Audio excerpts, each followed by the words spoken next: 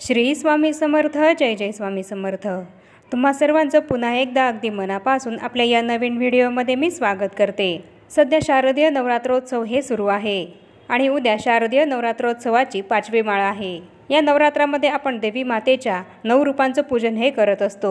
शारदीय नवरात्राचे हे 9 दिवस अत्यंत महत्त्वाचे आणि शुभकारक असे मानले जातात. या नवरात्रातील प्रत्येक दिवसाचे एक वेगळे आणि विशेष खास असे महत्त्व आहे. तर उद्या आहे नवरात्राची 5वी माळ. नवरात्रीच्या या 5व्या माळेला ललिता पंचमी ही साजरी केली जाते. अश्विन शुक्ल पक्षाच्या 5व्या दिवशी ललिता पंचमी ही साजरी केली जाते.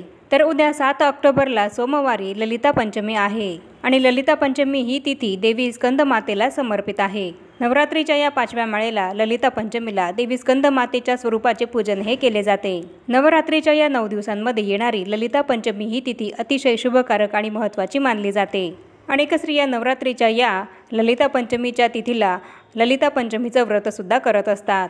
ललिता पंचमीच्या दिवशी देवी मातेची मनोभावे पूजा केल्यामुळे आपल्याला विद्या, धन, संपत्ती आणि प्रतिष्ठाही प्राप्त होत असते. आणि म्हणूनच ललिता पंचमीच्या दिवशी देवी मातेच्या पूजेसोबतच आपल्याला एक अत्यंत प्रभावी असा उपाय करायचा आहे. उद्या सोमवारी 7 ऑक्टोबरला ललिता पंचमीच्या दिवशी आपल्याला तुळशी मातेला एक वस्तूही अर्पण करायची आहे की जेणेकरून आपल्या मनोकामना या पूर्ण होतील. तुमची कितीही कठीणातली कठीण इच्छा असू द्यात की जी खूप दिवसांपासून पूर्ण होत नाहीये, तर ती इच्छासुद्धा तुमची हा उपाय केल्याने पूर्ण होईल.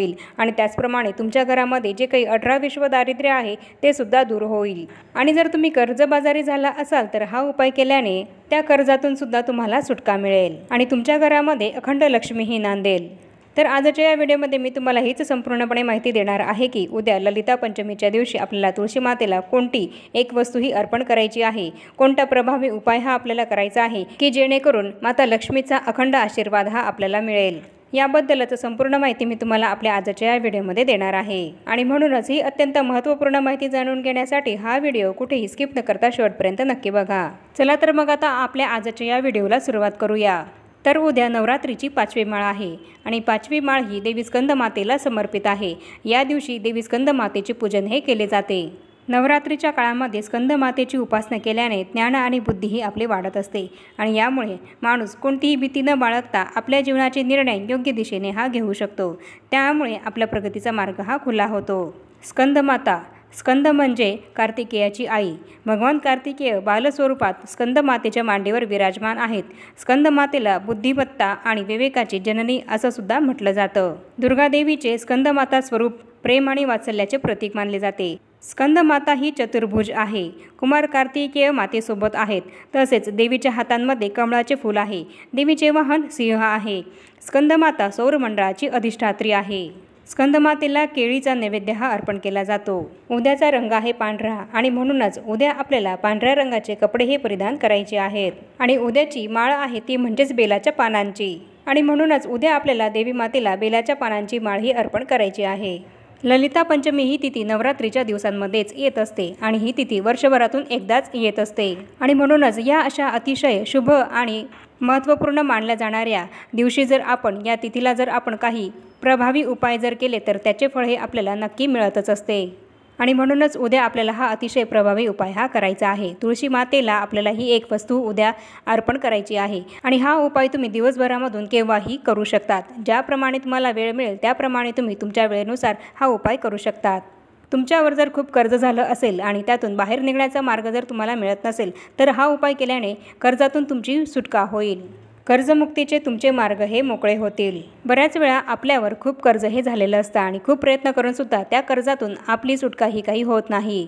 कितीही प्रयत्न केले तरीसुद्धा आपल्यावरचं कर्ज हे काही कमी होत नाही, उलट ते कर्ज वाढतच जातं. आणि म्हणूनच कर्जमुक्ती होण्यासाठीच उद्या हा उपाय आपल्याला करायचा आहे. आणि तसंच खूप दिवसांपासून तुमची कुठली तरी एखादी इच्छा ही पूर्ण होतच नसेल, खूप प्रयत्न करूनसुद्धा ती इच्छा तुमची पूर्ण होत नसेल, तर ती इच्छासुद्धा तुमची हा उपाय केल्याने पूर्ण होईल. मग कितीही कठीणातली कठीण इच्छा असली तरीसुद्धा हा उपाय केल्याने तुमची इच्छा ही तुमची मनोकामनाही नक्कीच पूर्ण होईल. आणि त्याचप्रमाणे आर्थिक समस्यांना तुम्हाला वारंवार सामोरं हे जावं लागत असेल, तुमच्या हातामध्ये पैसा हा टिकत नसेल, आलेला पैसा हा या ना त्या कारणाने अनाठाई खर्च होत असेल, लक्ष्मी ही तुमच्या घरामध्ये स्थिर होत नसेल, तर यासारख्या ज्या काही आर्थिक समस्या तुम्हाला भेडसावत असतील तर त्यापासून सुद्धा तुम्हाला हा उपाय केल्याने सुटका मिळेल. देवी लक्ष्मीचा अखंड आशीर्वाद हा तुम्हाला प्राप्त होईल. तुमच्या घरामध्ये जे काही 18 विश्व दारिद्र्य असेल ते संपूर्णपणे नष्ट होऊन अखंड लक्ष्मी ही तुमच्या घरामध्ये कायम नांदेल।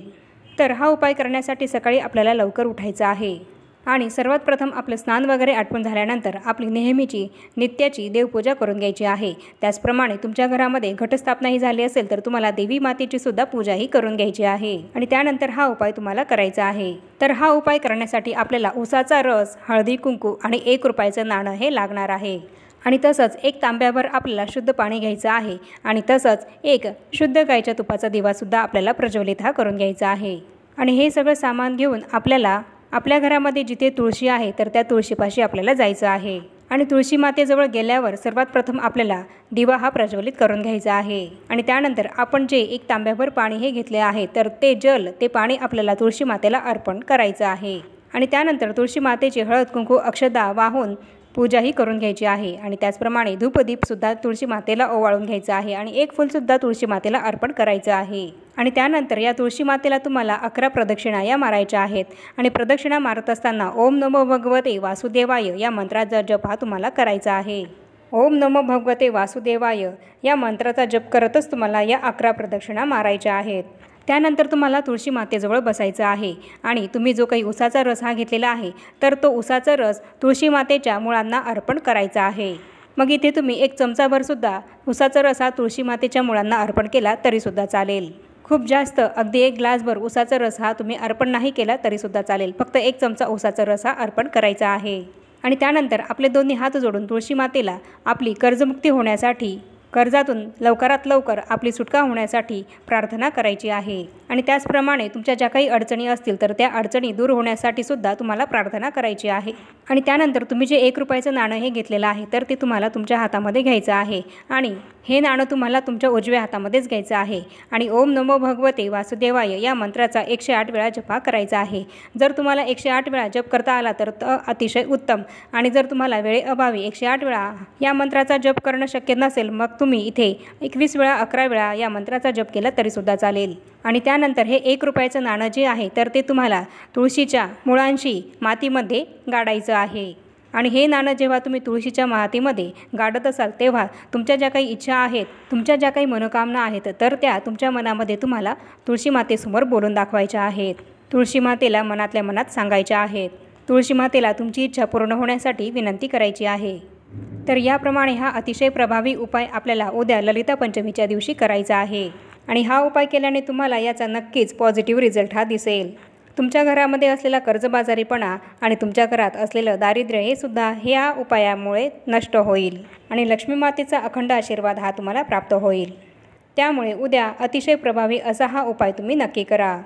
आणि आता या छोट्याशा माहितीसह आपण आपला आजचा हा व्हिडिओ इथेच थांबवूया। चॅनलवर जर तुम्ही पहिल्यांदाच आला असाल तर चॅनलला जरूर सबस्क्राईब करा आणि या व्हिडिओला जास्तीत जास्त लाईक आणि शेअरसुद्धा जरूर करा आणि भेटूया पुन्हा अशाच नवीन एका माहितीपूर्ण आणि महत्त्वपूर्ण व्हिडिओसोबत। तोपर्यंत सर्वांना श्री स्वामी समर्थ।